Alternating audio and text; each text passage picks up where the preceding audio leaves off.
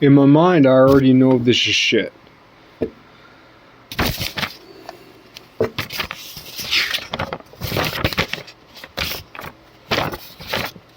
But, because I will never have enough time to say it correctly. Within the last 45 minutes, this symphony of thought has stirred within my mind and my heart. Well, mind, what do we mean by mind? Well, within my brain, while the electricity has been flowing, the thoughts, the thought, have been conjugating with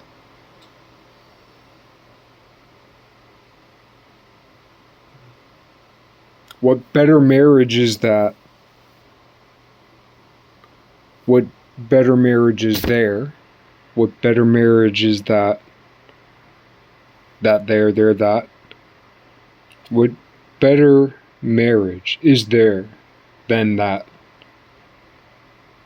Which comes together from what we call the mind. We associate the mind with the brain, and less so these days with the heart. The Roman Catholic Church. The brains.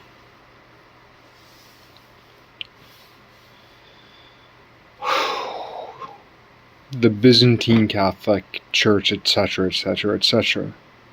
The heart. The heart is coming back to the brain.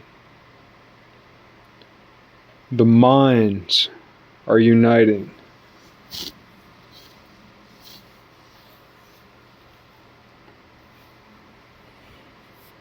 In this cluster. If we worship thought alone, the West alone, we're lost. If we worship the East alone today, we must worship the East.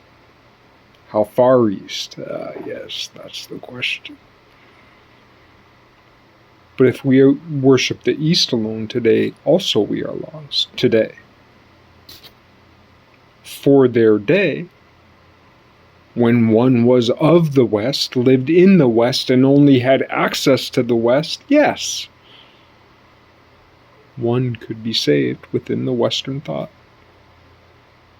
And similarly, with the East, one could say, well, truly, I am of the West, yet I have access to the East, and the East upon the East, and the Triple East.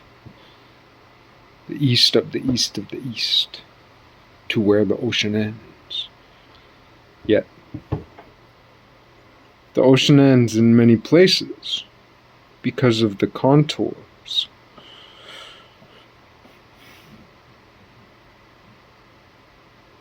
of that coast, the coast of the East.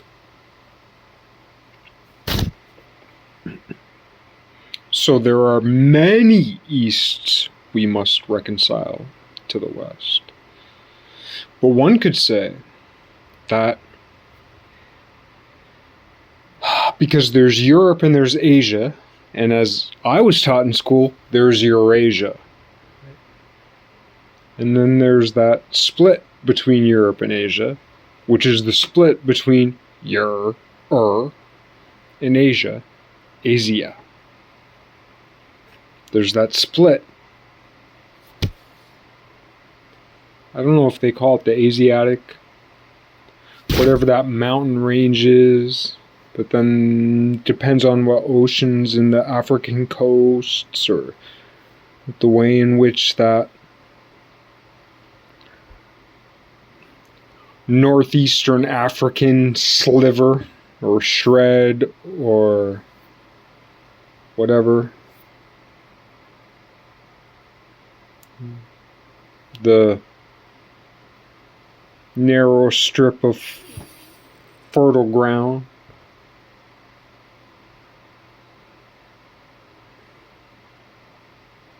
of the East Saharan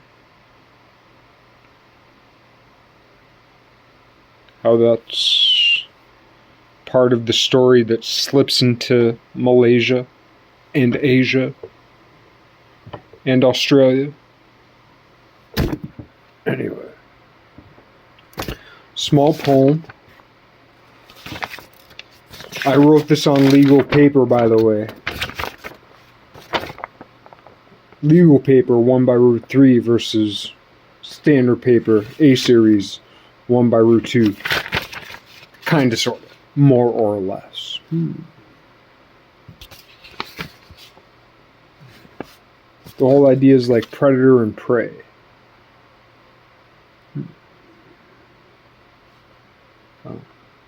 Revalue all values.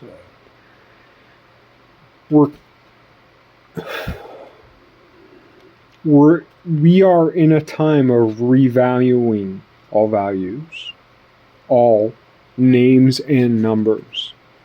Interestingly, both number and name share essentially the same etymological root or roots. Number and name in English, and when we speak symbolically and phonetically and etymologically and visually, imagistically, iconically, when we speak of symbologies, when we speak of mystical resemblances today that didn't exist before. So, for instance, when we speak in English, I speak in English. That's the only language I know. I have a little bit of this, a little bit of that, in a couple different directions, but for the life of me, I've yet to be able to formidably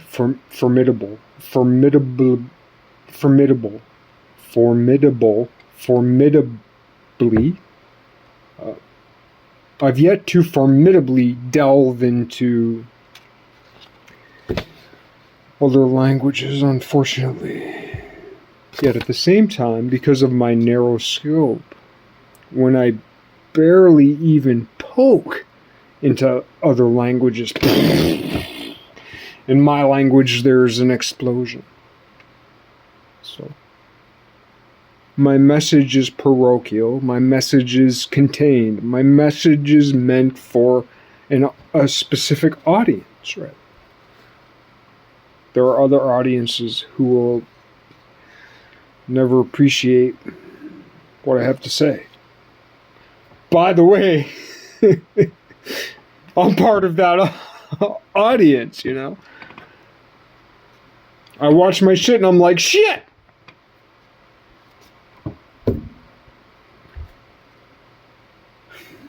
But at other times I watch what I have to say and I say, it's kind of a good point, and it was said, not so bad.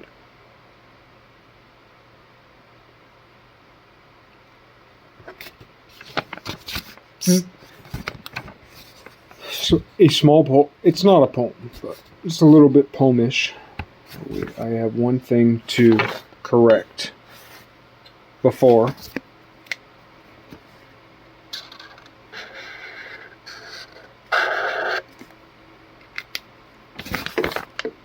After.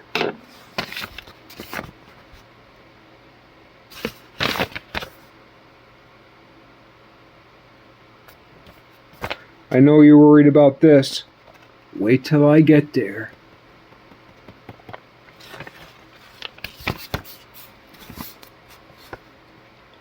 We know what a predator is. You know. You know a little bit. Some of us know a little bit less. Some of us know a little bit more. None of us are the predator of predators.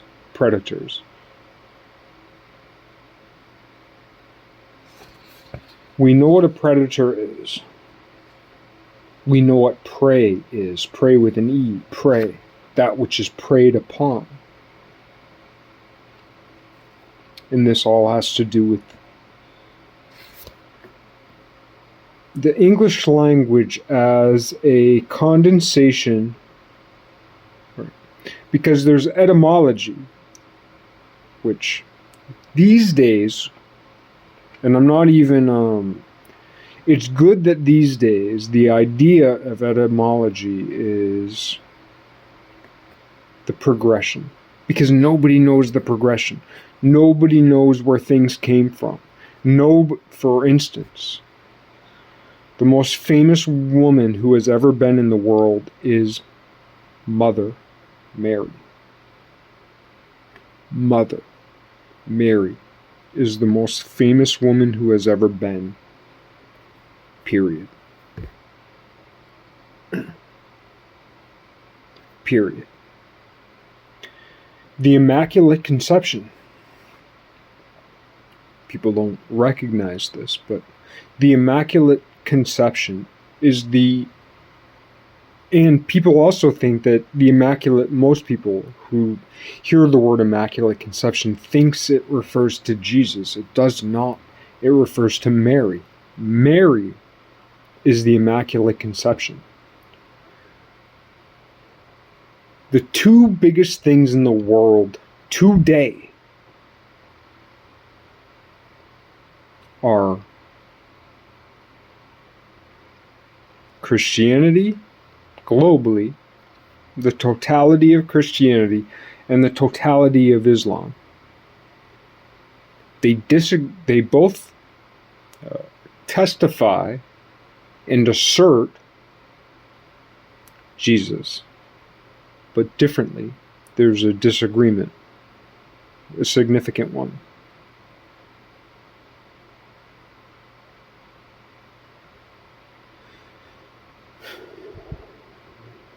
But Mary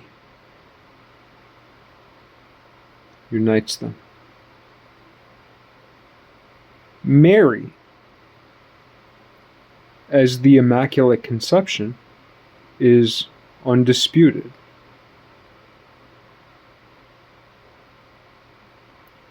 The Immaculate Conception, Mother Mary, is the big, as far as we know. Now, if we're into not just religion, but if we're into narrative, but also if we're just into the history of histories, the biggest thing numerically, narratively, that has ever existed in the world is Mary. Mother Mary.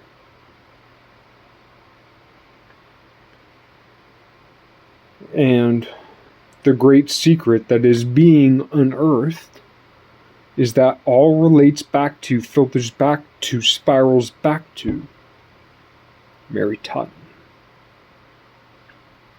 We think that at the turn of the 0th first millennium, when we went from 1 year BC to 0, or wait, 1 BC, did we go from -1 to 0 to 1, or did we go from -1 to 1?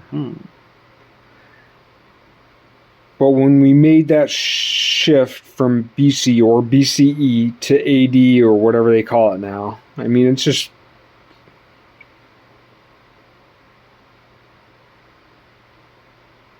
before the Common Era, before Christ, before the Common Era. The only thing about BCE is that it can be rebranded. BCE. So here's the thing. Hardcore Christians are like, it's not BCE, it's BC. Reclaim it. Before Christ or before the Common Era. What's the difference? It's all defined by what happened about then. And you can just replace the word common with the word Christian, and then BCE becomes before the Christian era. Everything's resolved. So shut the fuck up Stop fighting. Right. The devil's in the details. Stop fighting over excrescent details. And look at the big picture. It's in the same way, like Jesus always talked in parables, right? So Jesus would tell a story. Telling a story is laying names. Laying names is laying numbers. Number. Numere. Name. Within the Romantic languages, name and number are resolved.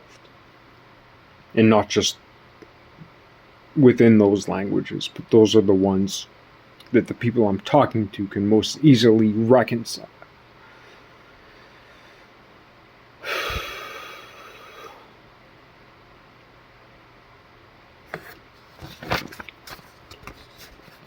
All right, I'm cutting off that train of thought. Maybe I'll pick it up later. I will.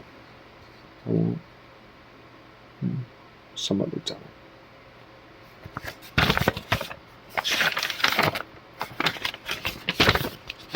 We know what a predator is. Predator and prey. Predator and prey. Sheeps and goats. Some of the old texts, give or take 500 year zero, right? So from 500 BC to 500 AD, or 500 BC to 500 whatever.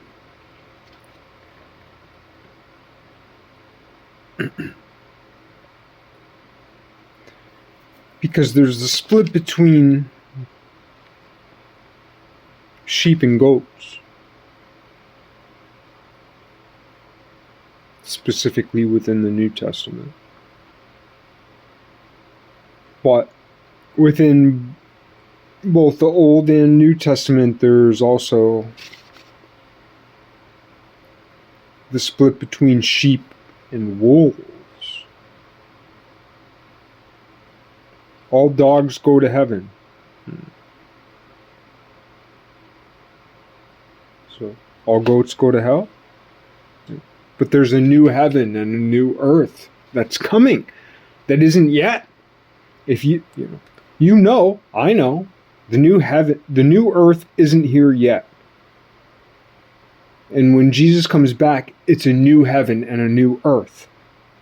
The new heaven isn't here yet because the new earth isn't here yet. Well, wait, isn't heaven beyond time? Yes. How so?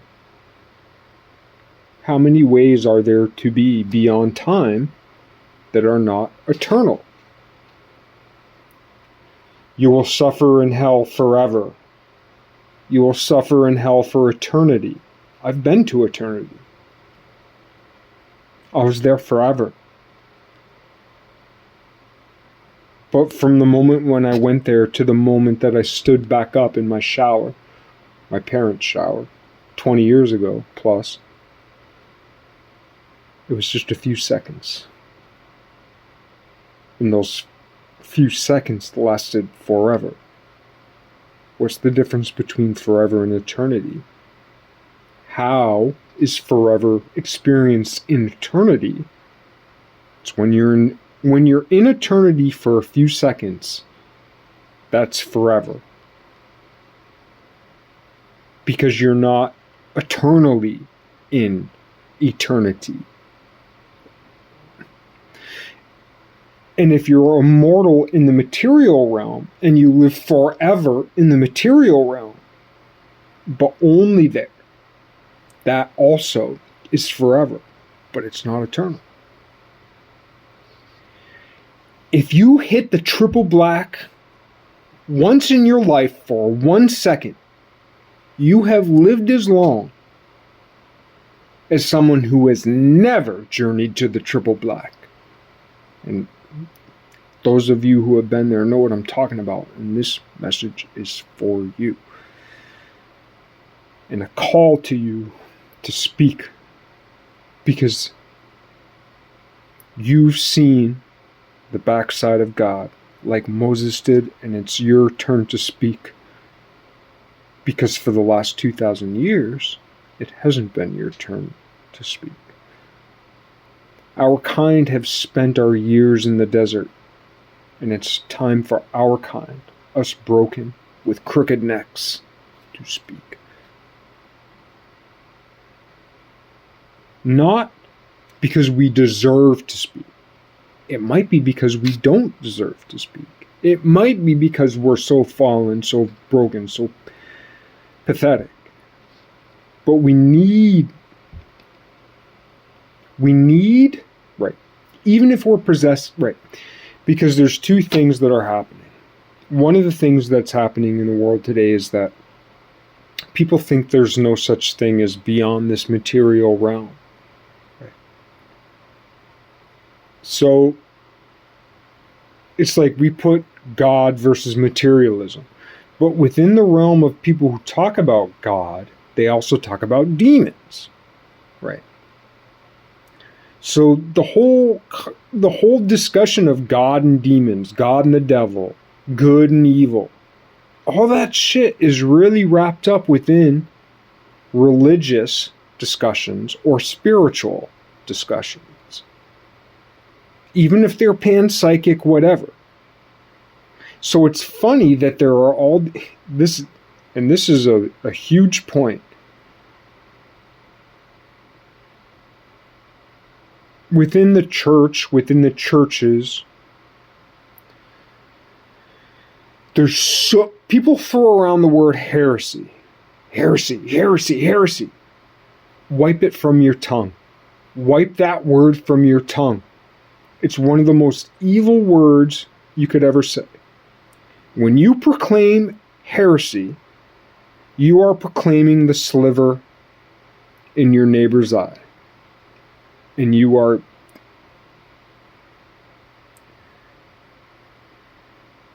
neglecting the beam as I do right now. I'm reluctant to call anything heresy. Because I know that even if I don't agree with you, God sees the light in you that I don't see, and that makes God better than me, and that makes what God sees in you, that thing in you that I don't see that God sees in you, is better than all of me. I recognize that. At least intellectually. That's a start. Good. And every so often I feel it in my heart. But most of the time I have to push out what I feel in my heart, because mostly what I feel in my heart is the suffering of the world.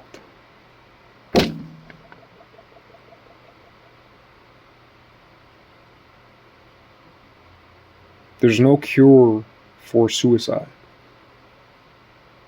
There's no cure for suicide because people who kill themselves is God's army in the world. If you've had suicidal thoughts, you have already been knighted by Archangel Michael. I won't say fuck Gabriel, but let's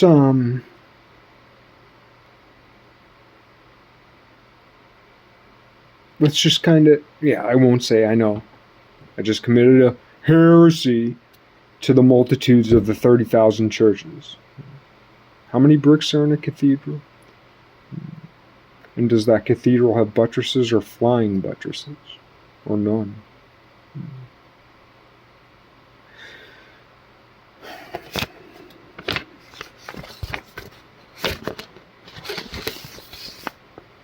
Plain and simple. We know what a predator is. We know what prey is. We know what a predator is. We know what prey is. Yet we fail to recognize most people, most animals, most things, most insects, every living thing, every animal type thing, every non-plant living type thing, even plants. Plants are predatory. Most are both predator and prey.